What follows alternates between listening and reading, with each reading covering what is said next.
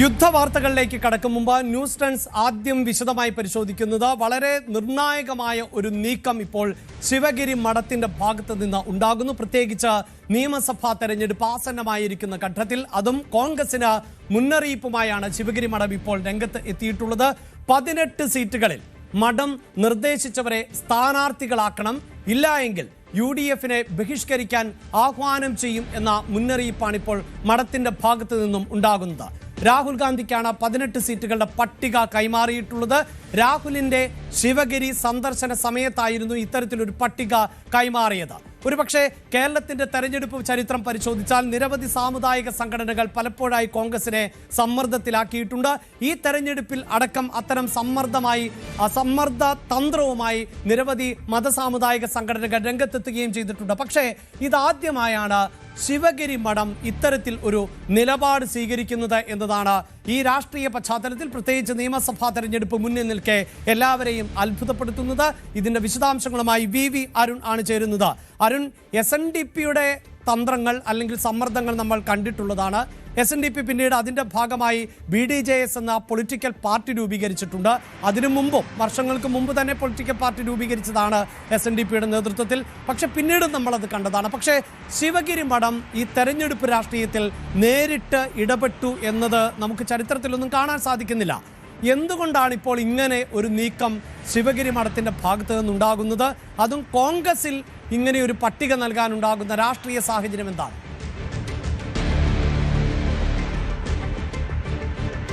കോൺഗ്രസ് കഴിഞ്ഞ കുറേ നാളുകളായി ഈഴവ സമുദായത്തിൻ്റെ ആളുകളെ അവഗണിക്കുന്ന പരാതി SNDP-ക്കും അതുപോലെ തന്നെ ഈഴവ സമുദായത്തിൻ്റെ പ്രധാനപ്പെട്ട ഒരു മഠമായ ശിവഗിരി മഠത്തിനുമൊക്കെ ഉണ്ട്. പലപ്പോഴും ഏത് സ്ഥാനാർത്ഥി എത്തിയാലും അവിടെ ശിവഗിരി മഠത്തിൽ പോയി അനുഗ്രഹം തേടുക എന്നുള്ളത് പതിവാണ്. അതിനപ്പുറത്തേക്ക് ശിവഗിരി മഠം ഇത്തരം പട്ടിക നൽകുകയോ അല്ലെങ്കിൽ ഇത്ര ഇടപെടൽ നടത്തുകയോ ചെയ്യാറുണ്ട്. പക്ഷേ ഇത്തവണ കഴിഞ്ഞ ആഴ്ചയാണ് രാഹുൽ ഗാന്ധി ശിവഗിരി മഠം സന്ദർശിച്ചത്. അപ്പോഴാണ് ഒരു 18 സീറ്റുകളിൽ ഒരു നിർദ്ദേശം വെച്ചുകൊണ്ടൊരു പട്ടിക, അത് ചിലയിടത്തൊക്കെ ആളുകളുടെ പേരുണ്ട്, മറ്റ് മണ്ഡലങ്ങളിൽ തങ്ങൾക്ക് സാമുദായികമായ സ്വാധീനമുള്ള സ്ഥലങ്ങളിൽ അവിടെ സമുദായത്തിൽ നിന്നുള്ളത് നിർത്തണമെന്ന ആവശ്യവുമാണ് കൈമാറിയത്. വർക്കലയിൽ ഡോക്ടർ SS ലാലിന് വേണ്ടിയാണ് ശിവഗിരി മഠം നിലപാടെടുക്കുന്നത്. SS ലാല് നേരത്തെ കഴക്കൂട്ടത്ത് മത്സരിച്ച ആളാണ്. ഇത്തവണ അദ്ദേഹത്തെ വർക്കലയിൽ അതിൻ്റെ പേര് ഉണ്ടായിരുന്നു. പക്ഷേ അവിടെ ഒടുവിൽ വർക്കല കഹാർ, മുൻ MLA കൂടിയ വർക്കല കഹാർ അവിടെ സ്ഥാനാർത്ഥിയാകുമെന്ന സൂചനയാണ് പുറത്തു വരുന്നത്. ചാത്തന്നൂർ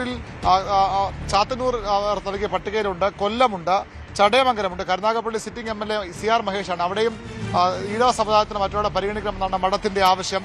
കായംകുളമുണ്ട്, ചേർത്തലയും അരൂരുമുണ്ട്. കോന്നി അടൂർ പ്രകാശിന് വേണ്ടി അടൂർ പ്രകാശ് ശിവഗിരി മഠവുമായും SNDP യോഗവുമായൊക്കെ വലിയ ബന്ധമുള്ള ആളാണ്. അവിടെ കോന്നിയിൽ അടൂർ പ്രകാശ് തന്നെ കൊണ്ടുവരാൻ നീക്കമായി കൂടി ഇത് വ്യാഖ്യാനിക്കപ്പെടാം. അടൂർ പ്രകാശ് സ്ഥാനാർത്ഥിത്വത്തിനുള്ള താല്പര്യവുമായി സ്ഥാനാർത്ഥി മോഹവുമായി രംഗത്തുണ്ട്. MP എന്ന നിലയിൽ അദ്ദേഹത്തിന് മത്സരിക്കാനുള്ള സാധ്യത കുറവെന്നാണ് മനസ്സിലാകുന്നത്. അതേസമയം തന്നെ അടൂർ പ്രകാശ് ഇപ്പോഴും ചില ശക്തമായ നീക്കങ്ങൾ ഇതിനുവേണ്ടി നടത്തുന്നുണ്ട്. ശിവഗിരി മഠത്തിന് ഇടപെടൽ പോലും ഒരുപക്ഷെ അത് മുന്നിൽ കണ്ടാകാമെന്ന സൂചനകളും ഉണ്ട്. ഏറ്റുമാനൂർ, ഉടുമ്പൻചോല, കുന്നംകുളം, തൃപ്പൂണിത്തുറ, വൈപ്പിൻ, പാലക്കാട്, കൊടുങ്ങല്ലൂർ, കയ്പമംഗലം തുടങ്ങിയ 18 സീറ്റുകളാണ് SNDP ശിവഗിരി മഠത്തിന്റെ ആവശ്യം. ഏറ്റവും ശ്രദ്ധിക്കേണ്ട കാര്യം, കോൺഗ്രസ് നേതാക്കൾ തന്നെ പറയുന്നത് തെക്കൻ തിരുവിതാംകൂർ, പ്രത്യേകിച്ച് കോട്ടയം പോലുള്ള ജില്ലകളിൽ വളരെ വിരലുണ്ടാകുന്ന സീറ്റുകളിൽ മാത്രമാണ് ഈഴവ സ്ഥാനാർത്ഥികൾക്ക് കോൺഗ്രസ് ഇപ്പോൾ തീരുമാനിച്ചിരിക്കുന്നത്. അതുതന്നെയും പലതും ഇടതുമുന്നണിയുടെ CPM-ന്റെയോ CPI-യുടെ സിറ്റിംഗ് സീറ്റുകളാണ്. അക്കാരണം കൊണ്ട് തന്നെ ഈ നേതാക്കളൊന്നും സഭ കാണാനുള്ള സാധ്യതയില്ല. അത് ആണ് ശിവഗിരി മഠത്തെ ഇപ്പോൾ വലിയ പ്രതിഷേധത്തിന് ഇടയാക്കിയിരിക്കുന്നത്. ശിവഗിരി മഠത്തിന് വലിയ പ്രതിഷേധത്തിന് ഇടയാക്കിയിരിക്കുന്നത്. ഈ തീരുമാനം, ഈ നിർദ്ദേശം അവഗണിച്ചാൽ കോൺഗ്രസിന്റെ UDF-ന്റെ സ്ഥാനാർത്ഥികളെ UDF-നെ തെരഞ്ഞെടുപ്പിൽ ബഹിഷ്കരിക്കാൻ മഠം തങ്ങളുടെ അനുയായികളോട് ആഹ്വാനം ചെയ്ത് നൽകുമെന്ന മുന്നറിയിപ്പാണ് ശിവഗിരി മഠത്തിന്റെ അധ്യക്ഷൻ സച്ചിദാനന്ദ നൽകിയിരിക്കുന്നത്. 11 മണിയോടെ അദ്ദേഹം മാധ്യമങ്ങളെ കാണുന്നുണ്ട്. അദ്ദേഹം ഇക്കാര്യത്തിൽ പ്രതികരണം നടത്തും. ഏതായാലും കോൺഗ്രസിനെ കൂടുതൽ സമ്മർദ്ദത്തിലാക്കുന്ന ഒരു നീക്കമാണ് ശിവഗിരി മഠത്തിന്റെ ഭാഗത്തും ഉണ്ടാകുന്നത്. CPM വളരെ പ്രധാനപ്പെട്ട നേതാക്കളൊക്കെ CPM-ന്റെ ഈഴവ സമുദായത്തിൽ നിന്നുള്ളവരാണ്. അവരുടെ സ്ഥാനാർത്ഥി പട്ടികയിലും കാര്യമായ പരിഗണന ഈഴവ സമുദായം നൽകാറുണ്ട്. അതുകൊണ്ടാണ് ഒരുപക്ഷെ CPM-നോട് അത്തരമൊരു നിലപാട് അവർ ആവശ്യപ്പെടാത്തത്. പകരം കോൺഗ്രസ് നിരന്തരം അവഗണിക്കുന്നുവെന്ന പരാതി അത് SNDP യോഗം ജനറൽ സെക്രട്ടറി വെള്ളാപ്പള്ളി നടേശനായാലും ശിവഗിരി മഠത്തിനായാലും ഒക്കെ ഉണ്ട്. അതിനാണ് ഇത്തവണ ഒരു ഇടപെടലിലൂടെ ഇത്തരമൊരു സമ്മർദ്ദതന്ത്രവുമായി ശിവഗിരി മഠവും രംഗത്തെത്തുന്നത്. അഭിലാഷ്, തീർച്ചയായും അവിടെ അരുൺ ഈ സൂചിപ്പിക്കുന്ന പോലെ തന്നെ നമ്മൾ പറഞ്ഞു കഴിഞ്ഞു, SNDP സാധാരണ നിലയിൽ ഇത്തരം സമ്മർദ്ദതന്ത്രമൊക്കെ പയറ്റാറുണ്ട്. നിലവിൽ SNDP യോഗം ജനറൽ സെക്രട്ടറി വെള്ളാപ്പള്ളി നടേശൻ, അദ്ദേഹം സാങ്കേതികമായി ഇപ്പോൾ ജനറൽ സെക്രട്ടറി എന്ന് പറയാൻ സാധിക്കില്ല, കാരണം കോടതി അദ്ദേഹത്തെ അയോഗ്യനാക്കി അല്ലെങ്കിൽ മാറ്റി നിർത്തിയിരിക്കുകയാണ്. എങ്കിൽ പോലും വെള്ളാപ്പള്ളി നടേശൻ നിലവിൽ ഇടതുപക്ഷത്തിന് പൂർണ്ണമായി പിന്തുണ നൽകുന്ന ഒരു സാഹചര്യം ഉണ്ടാകുന്നു. മുഖ്യമന്ത്രി പിണറായി വിജയനെ തുടർച്ചയായി പിന്തുണയ്ക്കുന്ന സാഹചര്യം ഉണ്ടാകുന്നു. അതേറെ ചർച്ച ചെയ്യപ്പെട്ടതാണ്, പ്രത്യേകിച്ച് ഒരുമിച്ചുള്ള യാത്രാ വിവാദങ്ങൾ അടക്കം. അതെന്തുമാകട്ടെ, പൊതുവിൽ ഈഴവ വോട്ടുകൾ അത് LDFന് CPIഎമ്മിന് അനുകൂലമാകുന്ന ഒരു രാഷ്ട്രീയ പശ്ചാത്തലമാണല്ലോ കേരളത്തിൽ ഉള്ളത്. പക്ഷേ കഴിഞ്ഞ തെരഞ്ഞെടുപ്പിൽ, പ്രത്യേകിച്ച് തദ്ദേശ തെരഞ്ഞെടുപ്പിൽ ന്യൂനപക്ഷ വിഭാഗങ്ങളുടെ വോട്ടുകൾ വലിയ തോതിൽ UDFനെ പിന്തുണച്ചു.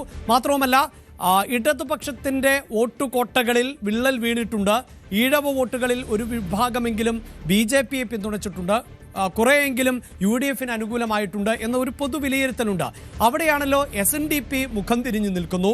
അതോടൊപ്പം തന്നെ ശിവഗിരി മഠവും ഇത്തരത്തിലൊരു സമ്മർദ്ദ ആവശ്യം മുന്നോട്ട് വയ്ക്കുന്നു. ശിവഗിരി മഠത്തിന് എത്രത്തോളം ഈഴവ വോട്ടുകളെ സ്വാധീനിക്കാൻ കഴിയുമെന്നതിൽ സംശയമുണ്ട്. എങ്കിൽ പോലും ഈ ഒരു ആവശ്യത്തോട് പൂർണ്ണമായും മുഖം തിരിക്കുക അത് കോൺഗ്രസിന് പ്രയാസകരമാകുമോ? ഒരു പക്ഷേ അനുനയ ചർച്ചകളോ കൂടിക്കാഴ്ചകളോ എങ്കിലും ശിവഗിരി മഠവുമായി കോൺഗ്രസിന് നടത്തേണ്ടതായി വരില്ലേ?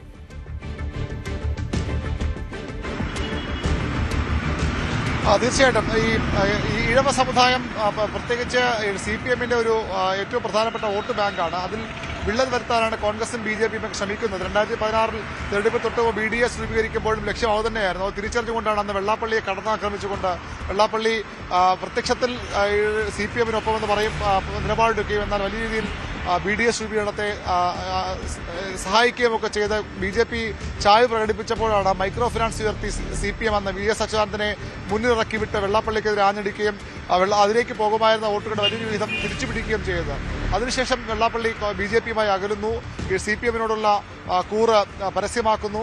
അങ്ങനെയൊക്കെ വരുമ്പോൾ CPIഎമ്മിന് ഇപ്പോഴും ഏറ്റവും വലിയ പ്രതീക്ഷ ഈഴവ സമുദായത്തിന്റെ വോട്ട് ബാങ്ക് തന്നെയാണ്. അഭിലാഷ് സൂചിപ്പിച്ചത് തദ്ദേശ തെരഞ്ഞെടുപ്പിലേക്ക് ഒരു വിഭാഗം വോട്ട് BJPയിലേക്ക് കൂടി പോകുന്നു. ആറ്റിങ്ങൽ ഉൾപ്പെടെയുള്ള മണ്ഡലങ്ങൾ, വർക്കല ഉൾപ്പെടെ ചിറയൻകീഴ് ഉൾപ്പെടെ മണ്ഡലങ്ങളിലൊക്കെ തെരഞ്ഞെടുപ്പിലൊക്കെ ഒരു വിഭാഗം വോട്ടുകൾ BJPയിലേക്ക് പോയിട്ടുണ്ട്. തദ്ദേശ തെരഞ്ഞെടുപ്പിൽ അതിന്റെ ഒരു ശക്തി ഒന്ന് കൂടുകയും ചെയ്തു, അത് സംശയമില്ല. പക്ഷെ അപ്പോഴും CPIഎമ്മിന്റെ ഏറ്റവും വലിയ പ്രതീക്ഷ എപ്പോഴും ഈഴവ ഹൈന്ദവ സമൂഹത്തിന്റെ, പ്രത്യേകിച്ച് ഈഴവ സമുദായത്തിന്റെ വോട്ട് തന്നെയാണ്.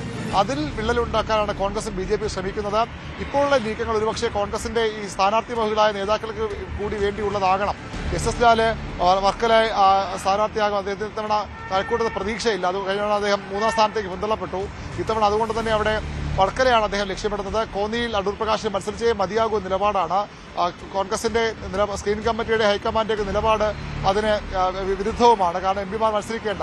അതുകൊണ്ട് തന്നെ ഒരു സമ്മർദ്ദതന്ത്രം ആ വഴി അടൂർ പ്രകാശ് സ്വീകരിക്കുന്നതാകാം. അല്ലെങ്കിൽ CPIഎം നിരന്തരം കൃത്യമായ സ്ഥാനാർത്ഥികളെ ഫീൽഡ് ചെയ്യുമ്പോഴും എന്തുകൊണ്ട് കോൺഗ്രസ് തയ്യാറാകുന്ന ചോദ്യം ഉയർത്തി കോൺഗ്രസ് സമ്മർദ്ദത്തിലാക്കാൻ ശ്രമമായിരിക്കാം.